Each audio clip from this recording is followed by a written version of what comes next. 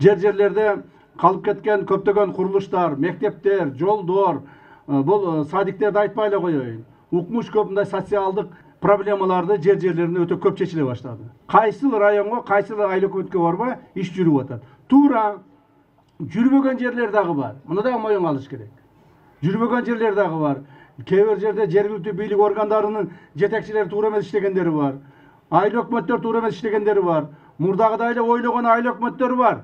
Дагы деле жер аламын, дагы деле жер сатамын, дагы деле жерди басып алсам, жер сатсам, байысам, ушинтип отурсам деген. Андай болбойт эми. Андай болбойт. Кандай болуп келди эле? Бир адам 1 гектар, 2 гектар, 3 гектар, 5 гектар, 100 гектар, 200, 300 гектардан жерлерди алып басып жатышкан бир кара башына.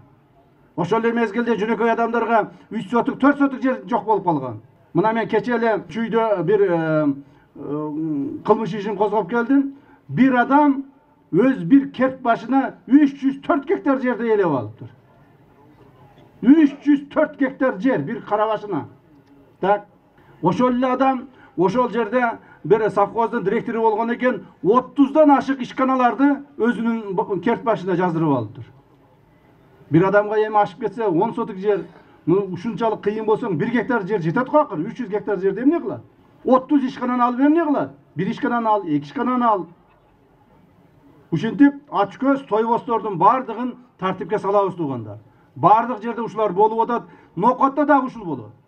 Ким жерлерди туура эмес алып алса, көп жерлерди басып алса, мекеме ишканаларды туура эмес пайдаланса, же туура эмес приватизация кылып алса, бардыгын мамлекетке кайтарабыз, жана жөнөкөй адамдардын турмуш тиричилигине ошону жумшайбыз. Бұл біздің президентіміздің қойған тапшырмасы.